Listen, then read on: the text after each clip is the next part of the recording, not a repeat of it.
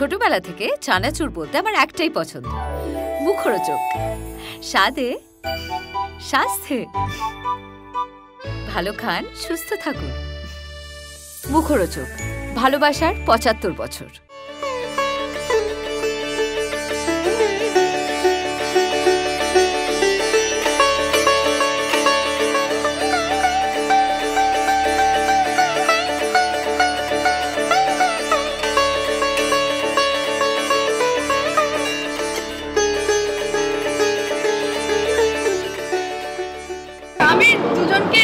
এভাবে ডিসক্রিমিনেট করছে, আমার দুজনকেই খুবই ভালো দেখতে লাগছে।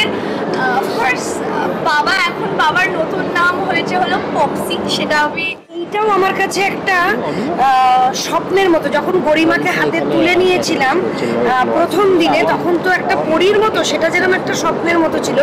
গরিমা যখন আমার কাঁধে কাঁধ মিলিয়ে এই ডিসিশনটা নেওয়ার সাহায্য করলো, সেটাও কিন্তু একটা এঞ্জেলের মতো। ও কিন্তু আমার জীবনের এঞ্জেল। আমাদের জীবনের এঞ্জেল।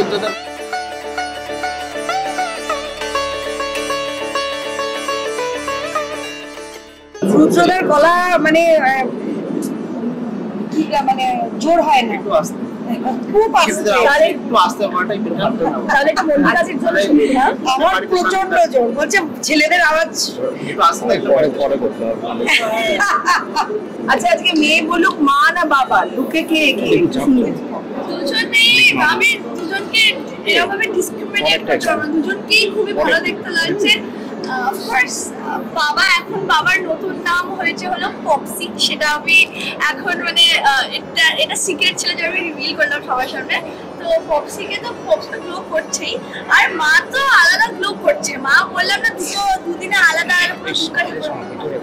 আচ্ছা, রুদ্রের কাছে শুনে কি কি দায়িত্ব নেওয়া হলো? তারপরে সময় কি কি বলা হলো? অনেক দায়িত্ব বললাম, নেবো নিল না, মানে উল্টে আমাকে বললো যে আমি দায়িত্ব নিই। না, আমি দায়িত্ব নিচ্ছি বলিনি, আমি বলেছি যে তুমি সবসময় আমার পাশে থাকবে, এই দায়িত্বটা নাও। আমাকে একটু হাসি খুশি আমরা সবাই মিলে থাকবো, এই দায়িত্বটা নাও। আর আমি দায়িত্ব নিলাম, আমি ঢাল হয়ে তোমার সামনে সব সময় বিপদে আপদে সব সময় দাঁড়িয়ে থাকবো। আর যেহেতু আমি অর্ধাঙ্গিনী, তাই জন্য আমি সব সময় একদম মা দুর্গার মতো সামনে আমি দাঁড়িয়ে থাকি। তবে সবচেয়ে বড় দায়িত্ব মেয়েকে, না মেয়ে নিয়েছে বোধহয়, তখন দুজনের এই কদিনে সবচেয়ে বড় দায়িত্ব বোধহয় গরিমা নিয়েছে। এটা অ্যাবসলিউটলি গরিমা মানে কতটা প্রাউড আজকের দিনের মা বাবা হলো, ঘুমিয়ে বলো কতটা মানে ফাইনালি হলো এই দিন। ফাইনালি খুবই প্রাউড, আর আমি এটার জন্য খুবই ওয়েট করছিলাম। এখন যখন হয়ে গেছে আমি ভেরি প্রাউড, আর আমি খুবই ভালো লাগছে। এইটুকু বয়সে এতটা দায়িত্ব নিল, মনিকাদি কি বলবে? শোনো, মানে এইটা না আমার কাছে একটা স্বপ্ন, মানে বলে না বিয়েটা একটা স্বপ্নের মতো, যেরকম বিয়েটা আমার কাছে স্বপ্নের মতো, আর এইটাও আমার কাছে একটা স্বপ্নের মতো। যখন গরিমাকে হাতে তুলে নিয়েছিলাম প্রথম দিনে, তখন তো একটা পরীর মতো, সেটা যেরকম একটা স্বপ্নের মতো ছিল। গরিমা যখন আমার কাঁধে কাঁধ মিলিয়ে এই ডিসিশনটা নেওয়ার সাহায্য করলো, সেটাও কিন্তু একটা এঞ্জেলের মতো। ও কিন্তু আমার জীবনের এঞ্জেল। আমাদের জীবনের এঞ্জেল। একটু আওয়াজ আমরা শুনতে পেলাম। রুদ্রদা, একটু শেষ করবো, শেষে কি বলবে? দুজন বিশেষ নারী তোমার জীবনের, একজন বেস্ট ফ্রেন্ড, আরেকজন বেস্ট ফ্রেন্ডের কাছাকাছি বোধহয় দাঁড়িয়ে আছে, তো কি বলবে শেষে? দেখো, আমার ইউনিভার্সটা খুবই ছোট।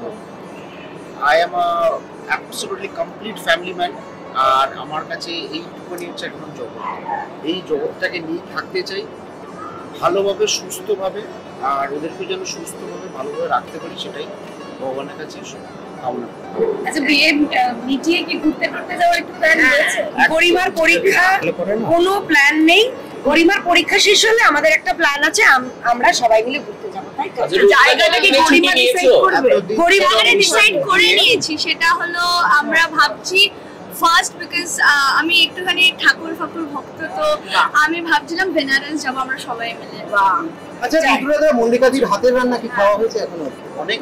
হ্যাঁ, কোনটা সবথেকে কোনটা? আমি 1 বছর ধরে একটা মানত করেছিলাম বলে মাটন আর মানে বিরিয়ানিটা ছেড়ে দিয়েছিলাম। ওর হাতের মাটন আর ও স্পেশাল যেরকম অনেক রকমের পরোটা, আমি জানতাম না অত রকমের পরোটা হয় অ্যাকচুয়ালি। ওটা আমি আমার শ্বশুরবাড়ির দৌলতে আমি জানতে পেরেছি। আমার শাশুড়ি আর আমার বউ অনেক রকমের পরোটা বানাতো। তোমরা প্লিজ এসো একদিন খেও। আর ওইটা হচ্ছে আমার ফেভারিট ফুড। তো ওইটা আমি খাবো কখন সেটার জন্য ওয়েট করি। না তার আগে আমি অনেক রকম মানে আর ওর হাতে সব রান্নাই ভালো, মাংস এভরিথিং ইজ গুড। মানে দেয়ার ইজ নো মানে ডিসক্রিমিনেট করতে পারবো না যে কোনটা খারাপ কোনটা ভালো। রান্নাটা না আমার শখের মধ্যে পড়ে। ওটাও তো একটা আরেকটা জিনিস আমি একটু কেটে বলছি। আমার শ্বশুর বাড়ির দিকে একটা ট্রেন্ড আছে, দে আর দ্য ফাস্টেস্ট। আমি বলবো যে কারোর সঙ্গে যদি কম্পিটিশন হয়, দে আর দ্য ফাস্টেস্ট মানে cooking expert in the world আমি বলতে পারি। ওরা ধাবা স্টাইলে বাংলা ফুড বানায়। খিদে পেয়েছে 5 মিনিটস ডান, গরম ডাল ভাত সবই। কোথা থেকে হলো কি করে হলো আমি যাই না, খোঁজা জিজ্ঞেস করিনি, বাট আই নো দ্যাট গরম ওই ধোঁয়া যতক্ষণ না উঠছে না হলে এটা খাবার নয়। দাদা একটা ছোট্ট টেস্ট আগে আমার দিকে তাকাও, ওইদিকে তাকাবে না। বলো তো দিদির নেল পলিশের কালার কি? Golden colour. আর কটা হার রয়েছে বলে? আমি দেখিনি। আমার বউকেই দেখতে থাকি আমি অ্যাকচুয়ালি। আমি আমার গয়নাও দরকার নেই, আমার মেকআপও দরকার নেই, কিছু দরকার নেই। I have the most beautiful woman with me right now. আমি ওকেই দেখতে পাবো।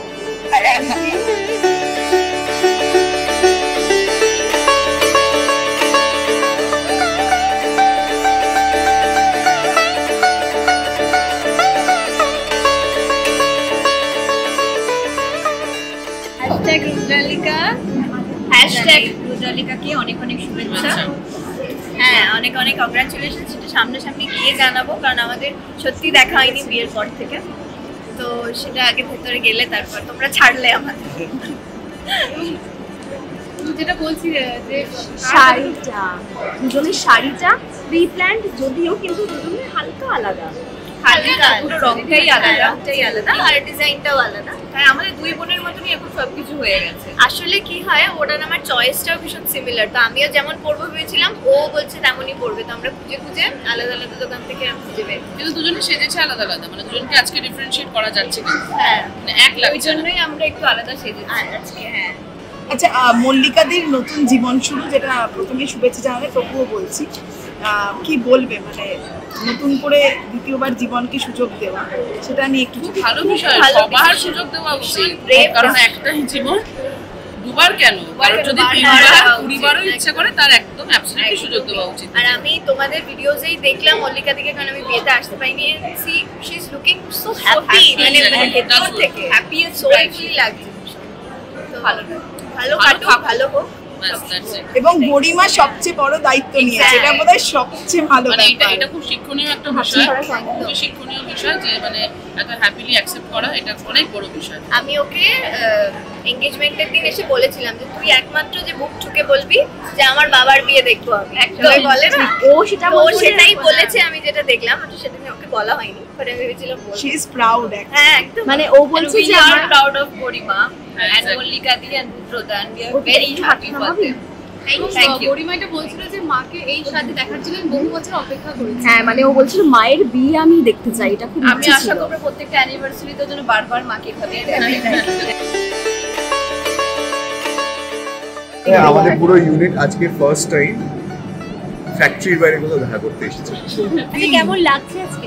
ভালো লাগছে, ডেফিনেটলি ভালো। না, পাশের জনকে কেমন লাগছে? হ্যাঁ, ফ্যাক্টরির বাইরে বেরিয়ে দৃশ্যগুলো ভালো লাগছে। হ্যাঁ, ফ্যাক্টরির বাইরে বেরিয়ে তো দৃশ্য মেরুদণ্ডে কলকাতায় তো প্রগ্রেসিভ হয়ে গেছে, আমরা ভাবতেই পারি না। ঝিলিককে কেমন লাগছে? আমরা তো ভেতরে শুধু গরু দেখি আর ওয়ার্কার্স দেখি। ঝিলিককে কেমন লাগছে বলতে হবে? ঝিলিক অ্যাজ ইউজুয়াল স্টানিং। ঝিলিক কেনা, নন্দিনীকে অ্যাজ ইউজুয়াল স্টানিং। ঝিলিক তো ঝিলিকের পোয়েট্রি রয়েছে। আমি ওখানে আমার আরেকজনকে দেখতে পাচ্ছি, তিতিক্ষা আছে, বাকিদের সাথে আলাপ হয়নি। এবার দেখা সাক্ষাৎ হোক। তোমরা সবাই এনজয় করো ব্যাপারটাকে। Thank you. তোমরাও এনজয় করো।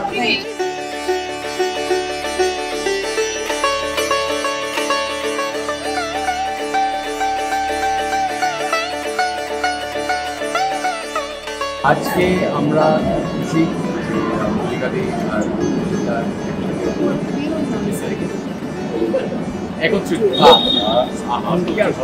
ঠিক আছে তো সেটা সেলিব্রেট করতে আমরা এসেছি, আমরা সবাই খুব সুন্দর সেজে এসেছি। আমি অর্বানাও, আমার সেটাতেই খুব ভালো লাগছে যে আমি অর্বানাও লুকিং লাইক দেবা। এরপর অনেকবার আমরা সবাই বলেছি আমাদের কথা, মল্লিকাদিকে লট অফ লাভ, প্রজিতাকে লট অফ লাভ, গারিমাকে লট অফ লাভ। আমরা জাস্ট ওদের গিয়ে ডিরেক্টলি করতে চাই। এইটা বলা হয়নি এখন। And I think they're setting a very good example in the society as a family.